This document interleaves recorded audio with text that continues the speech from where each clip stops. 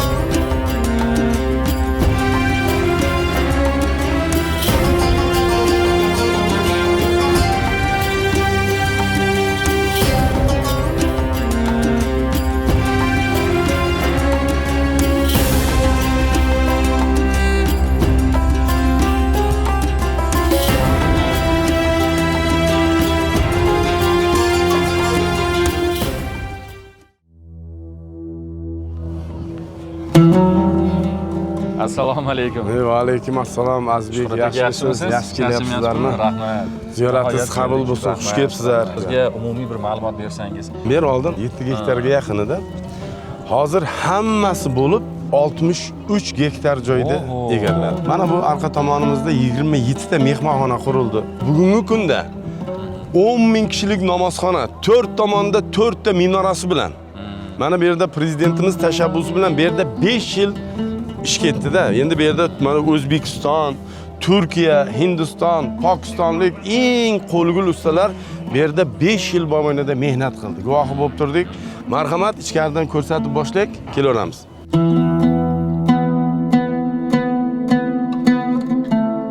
Imom Buxoriy majmuasi bugungi kunda nafaqat ziyoratgoh, balki yirik xalqaro ma'naviy ma'rifiy markaz sifatida shakllanmoqda.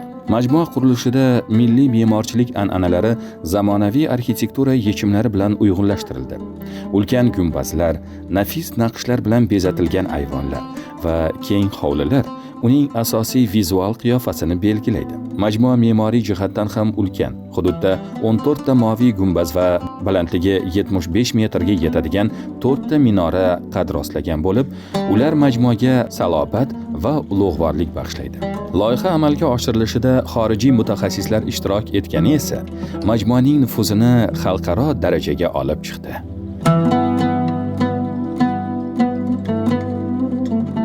Bu yerdagi o'sha mana marmarlarni ko'ryapmiz, oppoq, tashqarida, ichkarida. Bu mahsulotlar o'z aslida qayerdan keltirilgan? Mana shu yerda ko'rinib turgan hamma oq rangdagi bu toshlar, bular Gretsiyadan keltirildi. Mana bu ustunlar bu yog'ochga o'xshaydi. Kelgan mehmonlar bu chinormi ham deb so'raydi-da bizdan ko'p. Bular Hindistondan kelgan. Hindistondan kelgan mana shunday tosh ustunlar, bular toshlar. Juda mana chiroyli ko'rinyapti. Mana bu hamma o'ymakorlik ishlari Xitoyda qilingan. Bu yerda o'zimizda O'zbekiston Respublikasini hamma viloyatlaridan eng qo'lgul ustalar kelib mehnat qildi. Undan tashqari Turkiyadan ustalar keldi, Hindistondan, Pokistondan. Aynan hindistonlik ustalar maqbarani toshlarini terdi. Hozirgi kunda O'zbekiston Respublikasining 7 ta viloyati mana shunday eng qo'lgul ustalar rassomlari qarang qanday chizgan. Bir-biriga o'xshamaydi. Mana bular betakror. Ko'zimiz bilan ko'rdik, qo'l mehnati bilan juda qiyinchiliklar bilan chizildi. Mana bu yerga qarang, kitoblar javoni ko'rinishda. Ma'nosi shunday kelyapti. Imom Buxoriy hadislar to'plami ma'nosi. Aynan mana shu hovliga ham e'tibor qilsalaringiz, mana joynamoz ko'rinishda. Bu ziyoratgohda 174 ta ustum Hindistondan keltirildi. E'tibor qilsalaringiz 77 ta hadis yozilgan aylanasiga. Bu yerdagi toshlar ham Turkiya davlatidan olib kelingan. Ziyoratgohning eng qadimiy joyi qayer hisoblanadi? Aynan nima narsa o'z asl holicha saqlanib qolgan? Ziyoratgohning eng qadim joyi mana shu 5 ta chinor bilan qabr bo'lib qoldi. Bu chinorlar qarang 580 yoshdan oshgan. 16-asr yarmida Shayboniylar sulolasidan bo'lgan. Buxoro xoni Abdullaxon tomonidan mana shunday 5 ta chinor ekilgan.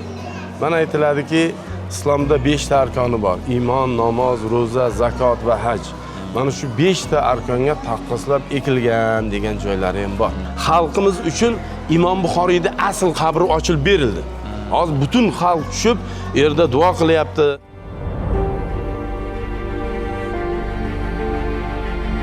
Ma'lumki, Allomaning Sahih al-Buxoriy asari islom olamidagi eng ishonchli 6 hadis to'plamidan biri sifatida tan olingan.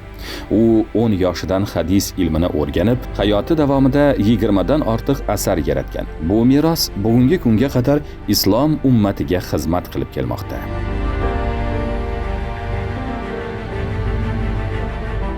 Aytamizki, Imom Buxoriy yoshligidan ko'zlari ojiz bo'lib, onaning duo iltijosi tufayli Alloh yana ko'zlariga nurini qaytardi deyilganda.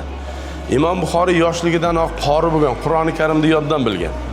Otadan ham juda erta ajrab qoladi. Bu kishi 40 yildan ziyod vaqt arab davlatlarida yurib, 600 mingdan ziyod hadislarni to'playdi va ular ichidan 7275 ta sahih hadislarni ajratib, ularni kitob shakliga keltiradi. Arablar butun unvonlarni beradi. Yoshligidanoq arab diyoriga ketgan Imom Buxoriy yoshi sal keksayganda vatani Buxoroga qaytib keladi. Onasi, akasi olamdan o'tgan. Bu kishi mana Buxoro xalqiga ilm o'rgatadi. Buxoro xalqi Imom Buxoriyni juda hurmat qilib turgan paytda bu Buxoroni amiriga yoqmay qoladi. Tarixda keladiki, yon atrofdagilar bir fitna qiladiki, Imom Buxoriy ona vatani Buxoroni tark etib, qadimdagi mana shu Xartang qishlog'iga keladi. Mana shu biz turgan joy Xartang deb atalgan qishloq shu yer bo'lgan. Imom Buxoriyning bu yerda qarindoshi G'olib ibn Jibril bo'lgan. Imom Buxoriy kelib bu yerda 3 oylar chamasi yashab, og'ir betob bo'lib, melodi 870-yil Ramazon oyini oxirgi kunida 60 yoshlarda vafot etadi. Mana shu Imom Buxoriy hazratlarini asl dafn qilingan joyi shu yer bo'ladi.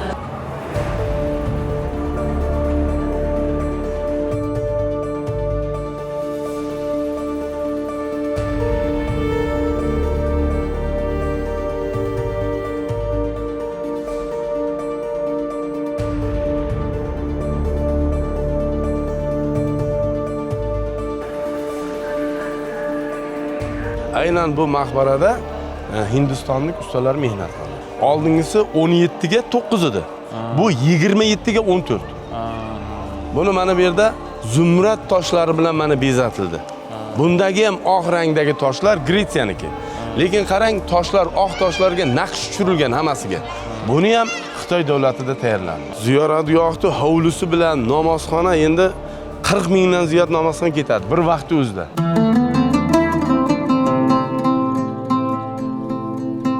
Majmua hududida zamonaviy texnologiyalar asosida noyob innovatsion muzey barpo etilgan bo'lib, unda islom olamida muhaddislar sultoni sifatida e'tirof etilgan Imom Buxoriyning hayoti, ilmiy merosi va islom ma'rifati rivojiga qo'shgan hissasi keng yoritilgan. Bu yerda yoshlar va ziyoratchilar uchun maxsus ekskursiya dasturlari, ma'naviy ma'rifiy tadbirlar va interaktiv darslar o'tkazilishi yo'lga qo'yilgan. Gidlar orqali berilgan ma'lumotlar muzeyni oddiy ko'rgazma emas, balki tirik tarix darsiga aylantiradi. Aynidan biz Imom al-Buxoriy majmuasining muzey qismidamiz va bu yer majmuaning eng ahamiyatli nuqtalaridan biri hisoblanadi. Bu yerda islom tarixi zamonaviy texnologiyalar asosida yangicha talqin etilgan. Hozir biz ularni o'z ko'zimiz bilan ko'ramiz. Assalomu alaykum. Assalomu alaykum. Va alaykum assalom. Xo'sh, bizga to'liq ma'lumot bering. Bu muzeyning ahamiyatli tarafi nimada? Imom Buxoriy innovatsion muzeyi 9 ta pavilyondan iborat.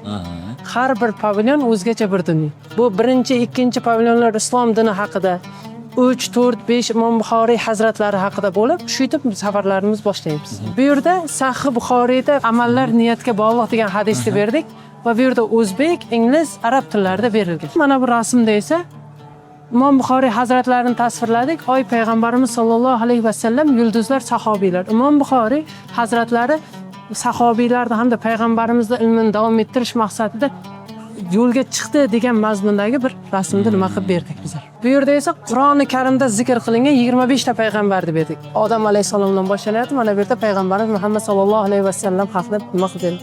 Bu yerda esa payg'ambarimizning Qur'oni Karimda zikr qilingan ism va sifatlari. Ba'zi Qur'oni Karimda Jomi deyilgan, Sodiq deyilgan, Xotamul Nabiy deyilgan o'sha nimalarni berganmiz.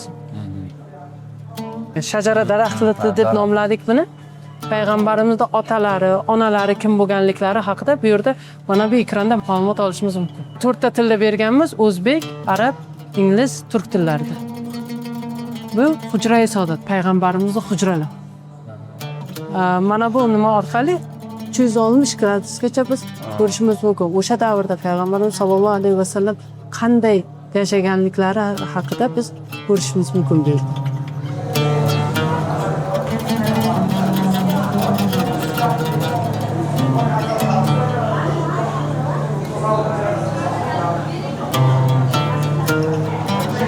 Payg'ambarimiz sollallohu alayhi vasallamga Qur'on nozil bo'lgan g'or, Makkada joylashgan Hiro g'ori, o'sha birinchi tushgan oyatlar berilgan bu yerda. Buni kirib bemalol ko'rib chiqishimiz mumkin.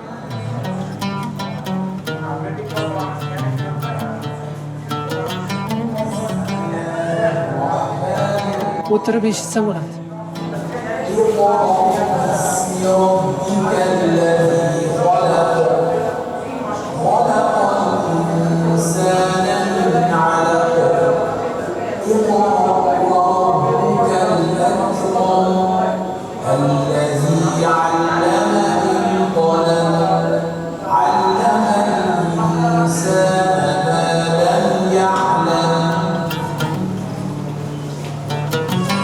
Bu yerda payg'ambarimiz sollallohu alayhi vasallamdan eng ko'p hadis rivoyat qilingan sahoba va sahobiylar berilgan.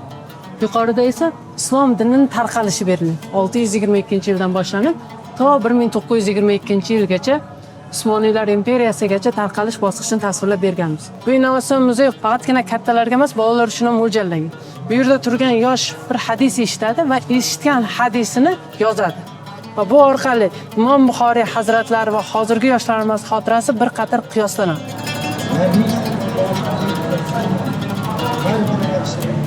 Hozirgi kunda Imom Buxoriy innovatsion muzeyiga dunyoning turli mamlakatlaridan ko'plab turistlar tashrif buyurishmoqda. Malayziya, Indoneziya, Hindiston kabi mamlakatlardan keng miqyosda turistlar bu yerga kelishmoqda. Tushunarli. Bu yerdagi gidlar o'z aslida nechta tilda faoliyat olib borishadi? Ingliz, arab, o'zbek, turk tillarida, shuningdek rus tillaridan faoliyat olib borishadi. Shaxsan o'zingiz nechta til bilasiz? Ingliz, o'zbek, rus, turk tillaridan biz o'zimiz bilamiz. Mana bu yerda islom olamidagi 9 ta eng ishonchli manbalar berilgan. O'rtada Imom Buxoriy hazratlarining Sahih Buxoriy kitobini berdik. Bu 17-asrga aloqador bo'lib, mana bu yerda ko'rib turgan yozuvlarda Sahih Buxoriy kitobida keltirilgan amallar niyatga bog'liq degan hadisini berganmiz. Imom Buxoriy hazratlarining Sahih Buxoriy dunyo fondlarida turli mamlakatlarda saqlanadi. Imom Buxoriy ilmiy tadqiqot markazida, O'zbekiston Milliy universitetida, Samarqand davlat universiteti kutubxonalarida Imom Buxoriyning qo'lyozmalar asli nusxasi saqlanadi o'sha yerda. Va shuningdek Turkiyada, Misr Arab Respublikasida va dunyoning turli mamlakatlarida saqlanadi.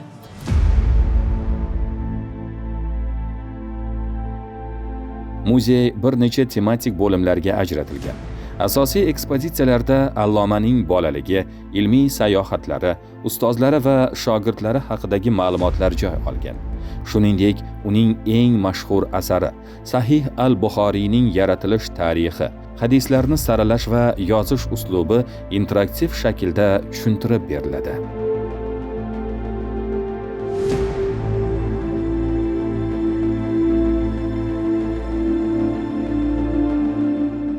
Bu yerda Imom Buxoriy hazratini bolaligini tasvirladi. Imom Buxoriy hazrat bolaligida otasidan erta yetim qoladi va bu Imom Buxoriy hazratning tarbiyasi onasi qo'lida qoladi. Ta'lim olish jarayonini tasvirladik. Mana bu yerda Imom Buxoriy hazratlari 810-yilda tug'ilib, 870-yil vafot qilgan.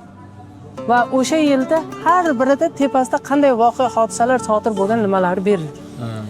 Bu yerda esa Imom Buxoriy hazratlari 28 dan ortiq arab davlatlarida bo'lgan. Va o'sha arab davlatlarini navigatorlar bilan ko'rsatib berganmiz biz, qayerga, qanday, necha kilometr. O'sha payti samolyotda emas, tuyada va piyoda shuncha yo'lda masofani bosib o'tgan. 14 ming kilometrdan ortiq masofa. Bu yerda Imom Buxoriy haqida film, Imom Buxoriy tug'ilishidan to vafotigacha olingan filmda nima qilib berganmiz. Mana bu yuqorida ko'rib turgan qo'lyozma varaqlar, bu Imom Buxoriy hazratlari dastlab o'zi asar yozilayotganda birinchi varaqqa yoziladi. Keyin aylanib kitob holiga keladi. Oxiri Imom Buxoriy hazratning bir elektron bir kutubxonasi shakllanadi. O'sha nimani tasvirlab berdik bu yerda. Imom Buxoriy hazrat hayoti davomida ikkita joyda ilmiy savol-javob qilingan.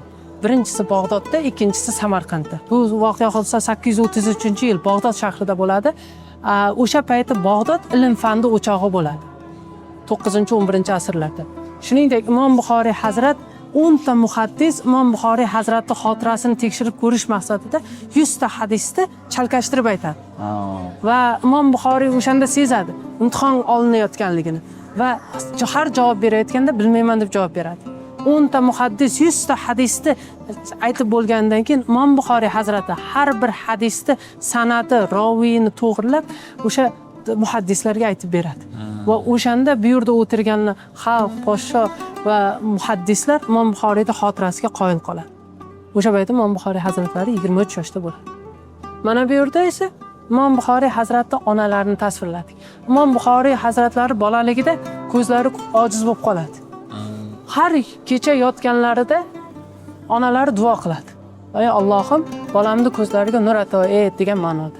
Va kunlarda birida tushiga Ibrohim alayhisalom kiradi va aytadiki, ey taqvodor ayol, bolangning ko'zlari ochildi degan bir ma'noda duolari ijobat qiladi. Va bolasi turib qarasa, bolasini oldiga turib borganida Imom Buxoriy hazratning ko'zlari ochilgan. Mana bu yerda esa Imom Buxoriy hazratning qo'lyozmalari borib kitob holiga o'tishi va oxirida Imom Buxoriy hazratning kutubxonalar shakllanishini nima qilib berdik. Asosan 7 yoshdan 12 yoshgacha bo'lgan bolalarimiz uchun mo'ljallangan uchar gilam deb nomlangan bir bo'limimiz bor alohida. Bunga 7 yoshdan 12 yoshgacha bo'lgan bolalar nima qilishlari mumkin va bunda Imom Buxoriy hazratlari hayoti davomida 28 dan ortiq arab davlatlarida bo'lgan bo'lsa, o'sha yerda har bir davlatga, har bir qilgan shaharga sayohatlari ochib berilgan.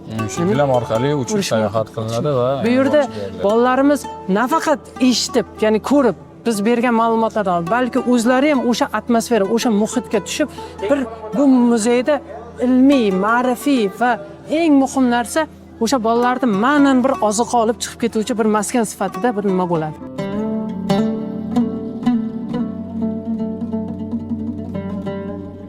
Dunyoning turli mamlakatlarida Imom Buxoriyning asarlari alohida kutubxonalarda, alohida bir ilmiy tadqiqot markazlarida saqlanyapti.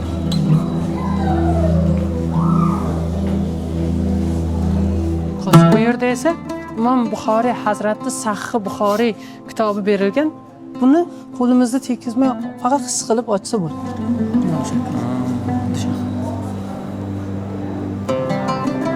Bu yerda esa Sahih Buxoriydagi birinchi hadisi, amallar niyatga bog'liq degan hadisda 25 ta tilga tarjima qilingan. Bu o'zimizda qadimgi Samarqand qog'oz, Konikildagi qadimiy qog'oz fabrikasidagi qog'ozlarga qo'yib yozib nima qilib bergan shakl. Bu yerda hozirgi hayotimizga daxldor bo'lgan Al-Jami as-Sahih hamda Al-Adab al-Mufrad kitoblarida keltirilgan 1200 taga yaqin hadislarni berdik. Buni ko'targanimizda ekranda hadis paydo bo'ladi. Va shuningdek bu yerda ham ko'tarsak ekranda hadis paydo bo'ladi. O'shani ma'ni berganmiz. Har bir kasetada ikkitadan hadis joylashtirilgan. Bitta bu yoqda, ikkinchisi o'sha 3 ta tilda.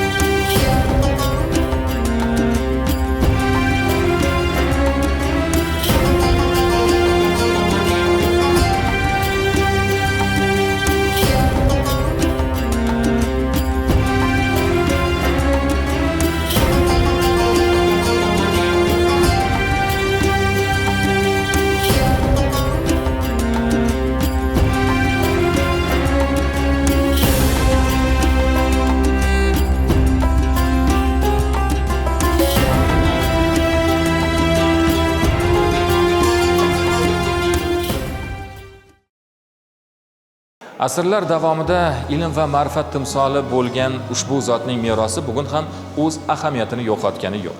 Imom al-Buxoriy hazratlari o'zlarining hayotlarini haqiqatni izlash, hadislarni to'plash, insonlarga ishonchli ilm yetkazishga bag'ishladi. Bugungi kunda ushbu majmua nafaqat ziyoratgoh, balki ma'naviyat va ma'rifat markazi sifatida ham o'z faoliyatini olib bormoqda.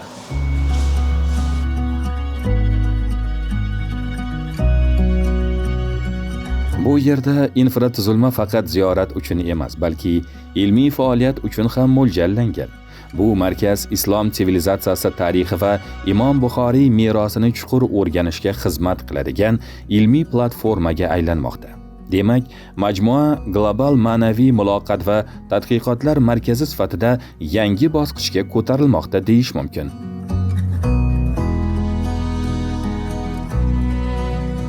Bugungi kunda yurtimizda olib borilayotgan islohotlar qatori diniy sohadagi islohotlarni ham nihoyatda bir yuksak namuna sifatida biz mana bu hozir ichida bo'lib turgan Imom Buxoriy majmuasini ko'rsatishimiz mumkin.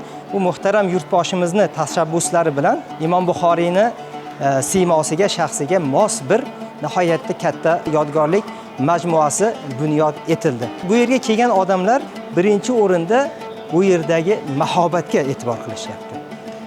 O'ta ham bir go'zallikka va bizni milliyligimiz bilan zamonaviyligimizni o'ta bir uyg'unligi, o'shalarda o'rtasidagi o'ta bir mos nuqta topilganiga e'tibor qaratishyapti.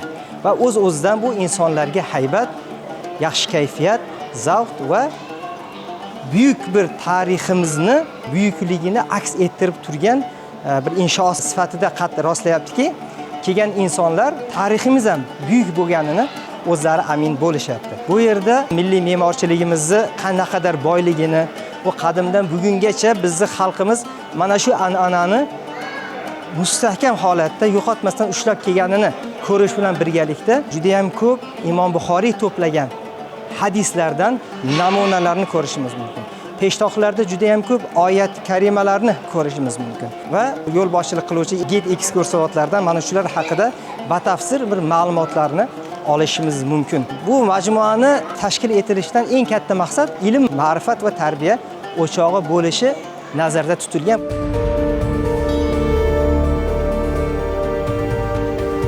Prezidentimiz ta'kidlaganidek, bu dargohni ziyorat qilgan inson, ayniqsa yoshlar, uning ma'naviy muhitidan bahramand bo'lib, islom dinining asl mohiyatini anglab yetadi va to'g'ri yo'ldan adashmaydi. Va aynan shu sabab Imom Buxoriy majmuasida ma'naviy ma'rifiy ishlarni yanada kengaytirish, uni chin ma'nodagi tarbiya va ibrat maktabiga aylantirish maqsadida imom xatiblar va mahalla faollari uchun malaka oshirish dasturlarini kuchaytirish masalasiga alohida e'tibor qaratilgan.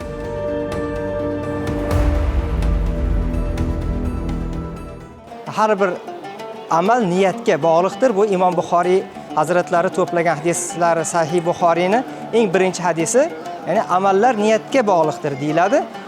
Mana shu muhtaram yurtboshimizni niyatlari mana shu joyda to'liq aks etgan. Ma'rifat va tarbiya maskani sifatida qadr oslagan. Bu yerga kelayotgan 7 yoshdan 70 yoshgacha bo'lgan insonlar Imom Buxoriy hazratlarini fayzini topishyapti va mahobatli, muhtasham bu majmuani o'ziga yarasha bir muhitini topish bilan birgalikda ruhiy yuksalish, ruhiy poklanishga erishyapti.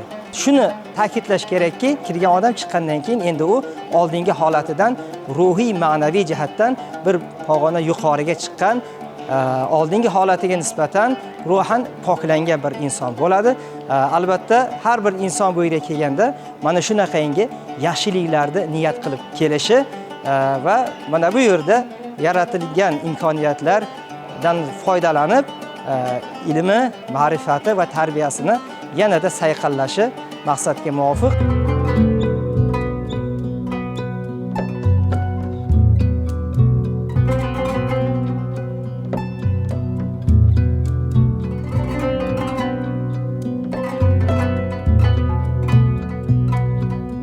Yoritishlar masalasiga ham e'tibor qilingan.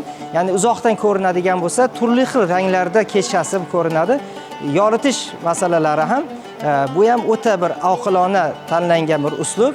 Majmuani go'zalligiga yanada ko'p go'zallik qo'shadi. Shuning bilan birga atrof muhit, landshaflar, masalan yashillik, suv, xuddi masalan biz ilgari ko'rardik Toj Mahalni. Toj Mahaldagi holatlarni bugun biz aynan o'zimizning yurtimizda Samarqandda ham ko'ryapmiz, balki undan ham go'zal bir holatda ko'ryapmiz.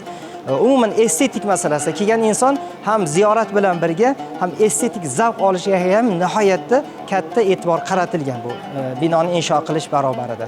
Bugungi kunda o'ta go'zal bir ziyoratgoh barpo bo'lganini ishonch bilan ayta olamiz.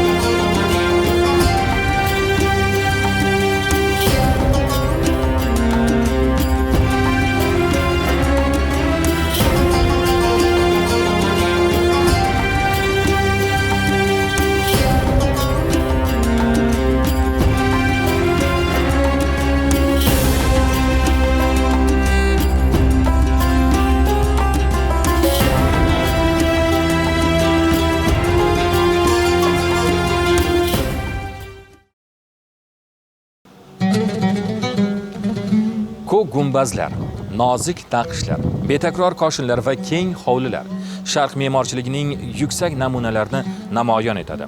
Ushbu majmuaning har bir qismida buyuk muhaddisga ehtirom, xalqimizning ma'naviy qadriyatlari va milliy me'morchilik maktabining nozik jihatlari mujassam.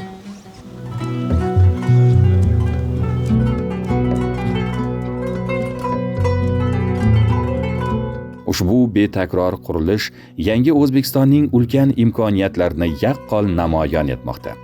Majmua atrofida zamonaviy bog'lar, saylgohlar va dam olish hududlari barpo etilgan. Keng yo'laklar, ko'kalamzor hududlar va obod muhit ziyoratchilarga nafaqat ibodat, balki madaniy hordiq chiqarish imkonini ham beradi. Ayniqsa kechki paytda bu maskan o'zgacha qiyofa kasb etadi. Yorug'liklar bilan bezatilgan gumbaz va ayvonlar, sokin va musaffo muhit insonga ruhiy xotirjamlik bag'ishlaydi. Bu yerda har bir tashrif buyuruvchi qalban orom olish imkoniyatini ham topadi.